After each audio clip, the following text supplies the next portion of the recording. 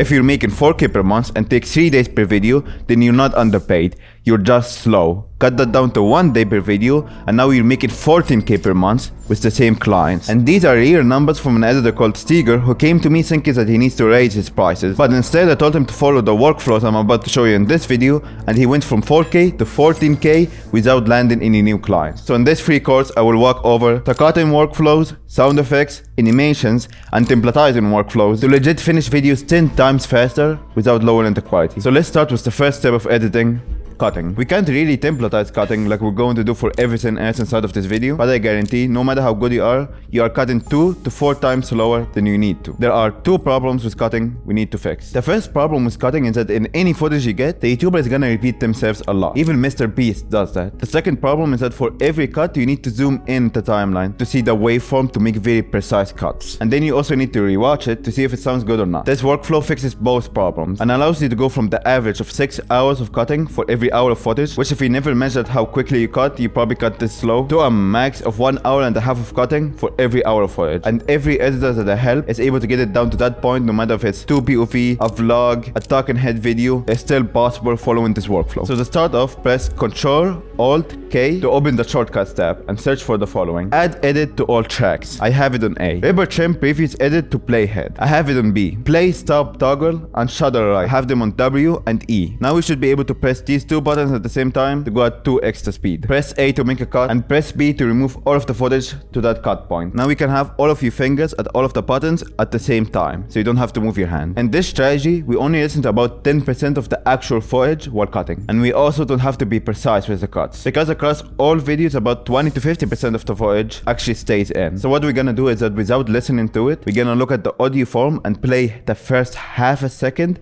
of each sentence until we find the final take. And after we find it, we immediately cut all of the stars, previous takes, backseat talking. We remove it all with 1 cut. So let me give you an example. Let's take this footage and listen to it at 2x speed till we find the final take that should stay inside of the video. And that took this amount of seconds. Now, let's play only the start of each sentence until we go to the next sentence and it's different from the previous one. And then we just cut everything before it. And let's also play it at 2x speed. That took way less time. While doing this, we also look at the audio waveform, because when someone is given different takes of the same sentence, the audio waveform is gonna look basically the same, and it's only gonna look different when he goes to the next take. So by listening to the first half a second at 2x speed and looking at the audio waveform, we can skip watching 90% of the video and immediately find all of the final takes. And this is what I call skimming, and it's the first part of a lot of workflows we're gonna cover in this video. Now you might be asking yourself, wouldn't the cuts sound like imprecise? There would be silences, we would cut too much when we're cutting this fast. So here's how we make it sound natural. There are lots of different ways to make a cut, and every dumbass on YouTube uses a different method. Some people just say to make a cut at the end of the last sentence and one at the start of the next one, which will require frame perfect precision, or otherwise it will sound unnatural. First is to send 50,000 outreaches from your name and brand every month. It's completely automated. These outreaches get sent with no work from your side. Some tell you to make 2 cuts and then overlap these 2 audios, which fixes the problem, but also takes a long time to do for every cut. So here is a true fast way to make a cut. You make a cut and you overcut the audio by a bit, and you're going to make some mistakes. Maybe you cut the last syllable of the last sentence, or you left too much space before the start of the next sentence. Whatever you did, we're going to fix it by going to Edit, Preferences, and Timeline. Audio transition default duration to frames and exactly 8 frames. Then after cutting the whole video, we're going to select the entire voiceover and press Shift plus D. So it's going to add an 8 frame audio cross dissolve to all cuts, which will fix all of the imperfect cuts you made. So if you cut too much or too little, it would still sound natural. So that allows you to skim the video like I just showed you, and while being zoomed out, make cuts very quickly, because you have a 4 frame duration where you can cut too much or cut too little and it will sound the exact same. And while cutting, if you were to choose between cutting too much or cutting too little, cutting too much will be less noticeable than cutting too little. So of course try to make the cut like perfectly, but because you're doing it quickly, try to overcut instead of undercut. And the last, most important detail before we go to the next workflow is that we're not going to review the cut. We're not gonna review it while cutting. We're not gonna review it after cutting. We're only gonna review the entire video at the end after we finish everything. And this applies to every workflow we're about to cover as well. Because about half of the times that editors actually spend editing, it's just micro-reviewing every little detail. And they review it 6 times to make sure that it's framed perfect. And we are gonna review it, but just at the end after we finish everything. Now combining everything that we have covered about cutting, this is what your cutting process should look like with this workflow. You make 5. I guarantee you make 5. Work 1-on-1 with. I guarantee you hit 5. If you're a freelance video editor, I guarantee you'll make 5 to 10 personally, and if personally spent over. This is the final take. We'll keep it. Personally, and if personally spent over $80,000, and if personally spent over $80,000 to make a couple of systems that will make sure you hit it, no matter how unlucky you are. These systems. This is the final take. We'll keep it. These systems work less, and these systems and do 100 times the volume. These systems will help you work less, automatically send 50,000. This is the final take. We'll keep it. Now we select all and press Shift plus D to fix imperfections. And like we said, normally we wouldn't review the video, but let's watch it back at 2x speed so you can see how all of the cuts sound like. If you're a freelance video editor, I guarantee you'll make 5 to 10K per month within 180 days. And if you don't, I'll work with you one-on-one for free until you actually hit it. Not until you make progress to it, but until you hit it once and for all. And if personally spent over $80,000 to make a couple of systems that will make sure you hit it, no matter how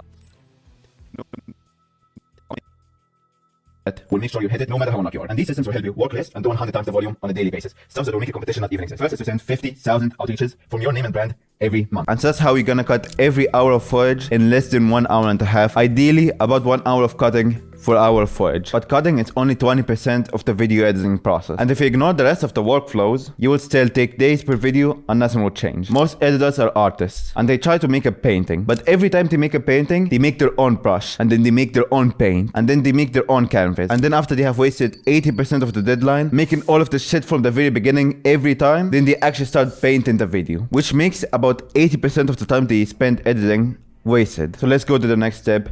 Making animations and templatizing them. Now let me explain to you something that will change the way that you look at editing forever. I used to make custom animations for every video that I made. The animations matched the video idea and the vibe of the video and they looked absolutely insane. And on Twitter, every time that I posted these animations, I used to get about 30,000 views consistently each time. And then I realized something. I used to make these animations for videos that I charged thousands of dollars for, but I made more money from videos that I charged 5 times less for, but took only 1 day on and basically copy pasted my previous animations on it. And the YouTubers that I used to work with also realized something. Videos where we reused animations got exactly the same amount of views from videos that I made completely new, unique animations that were way over the top. And at that time, I also realized a third thing, which YouTubers didn't give a fuck if I reused animations from other people on their videos. Even if they're direct competitors, YouTube is too big that basically 0 viewers notice. Our goal is to templatize everything that doesn't need customization, and we're gonna reuse a lot of elements across all videos. And the important detail, we're still gonna customize it. They're not gonna be exactly copy-paste. We're going to change the colors, we're going to change the text, the zooms, the images, so it always looks different and no one will notice, but it will take you 5 minutes per animation rather than 5 hours per animation. And the best part about this is that if you have multiple clients or you get a low-paying client, you can deliver to him a video that usually would cost him thousands of dollars, but it only takes you 1 day to make. So what you want to do first is that make a normal animation inside of the video, but you make it as customizable as possible. So you make it in a way that you can change the images very easily, and you can instantly change the colors, and you can instantly change the text. Then I want you to open Premiere right now and create a new project file and call it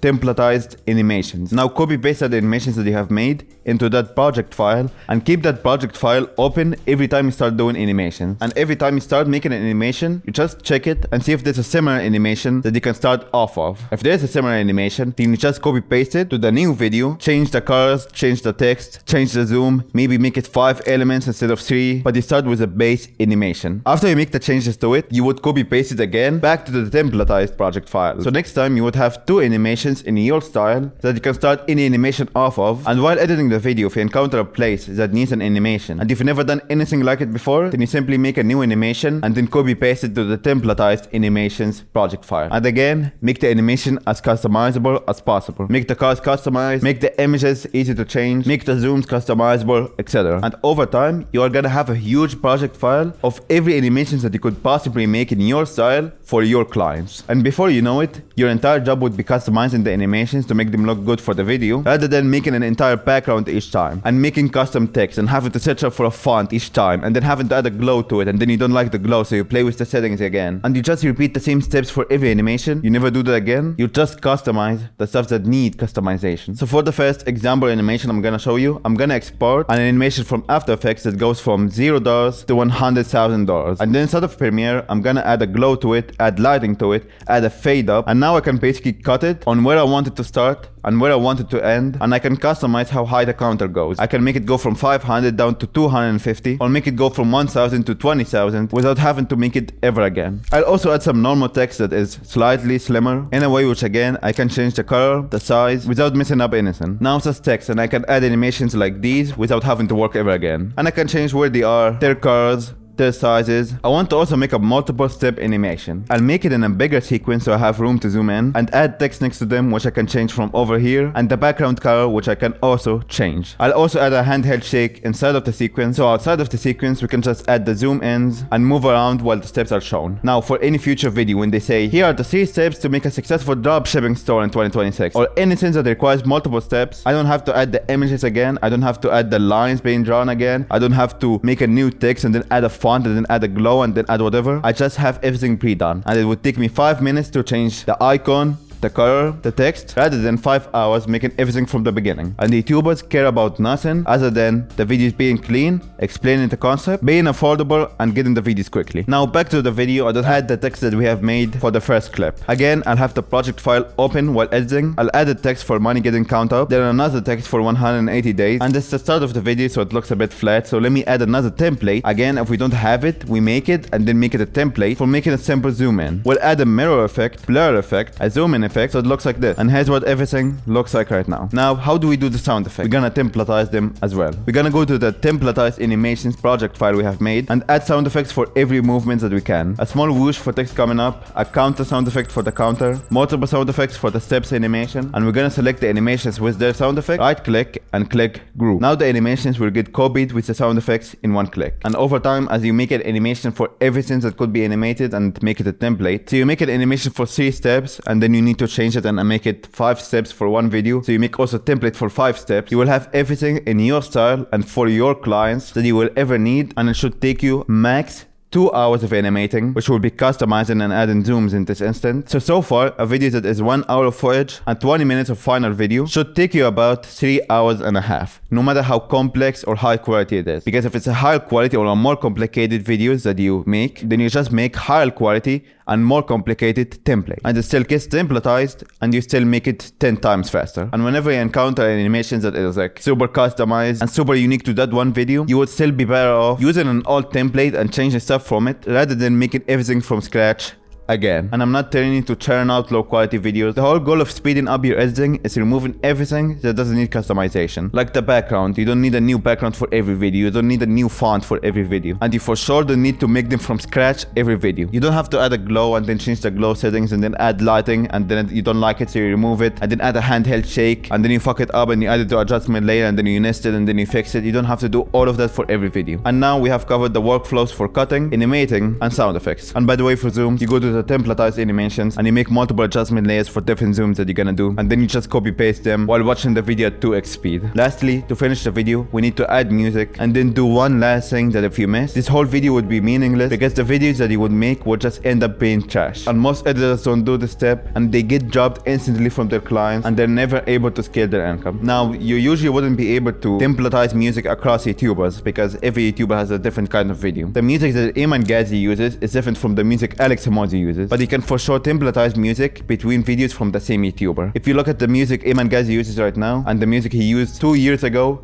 they're basically the same. The only things that you're gonna have to change for music between videos of the same creator is basically the mood. You're basically gonna have always the same 2 to 3 moods. For videos like this one, they usually just like talk and it's kind of chill, lo-fi music as they explain something like I'm doing right now. And then they go on an emotional rant and they talk a bit fast and they talk about a big thing that they care about. And the music should become a bit more intense at at that point. So you're gonna actually have to change the music between the different moods. Sometimes it's chill for the entire video, sometimes the entire video is emotional. But for the same mood, you can literally just copy paste like last video's intense segment music to the new video's intense segment music. You can copy paste the intro music to the intro music. You can copy paste the explanation music to the explanation music, unless no one notices. And as proof that no one notices, the music that I've been using for this whole video is the same music I used for the last video. And out of everyone who's gonna watch this video, not a single person has noticed. So you're gonna have to change the moods, and you're also gonna have to change when the music all cuts out and he says something very important that needs attention paid to it. So what you're gonna do is that you're gonna go to the previous videos that you have made for this client, and you're literally just gonna copy paste the entire music track and put it to the new video. There should be a change in the music every 30 to 1 minute, and you cannot reuse music right away. You can reuse it if it's like a 20-minute video. Then you can use the same music you used at the very beginning. As long as they're like 5 to 10 minutes apart, no one will notice. And then we're just gonna watch the video at 2x speed. We're gonna wait for a segment that has like unmatched music. So for example, last video, 1 minute in, he got emotional, so he added intense music. But this video, 1 minute in, he's explaining something very detailed, and it doesn't make sense to have intense music in a detailed segment. So for that part, you're gonna just cut the music and add music from a different segment or a different video that was chill and explanation music. Then you're gonna continue watching, making sure the mood always matches. And whenever you find a very important segment, you're gonna cut all music out from it until you have finished with the entire music. It should take you about like 30 minutes for a 20-minute video. And now we have gone through all of the workflows of this video, but there's still one very important step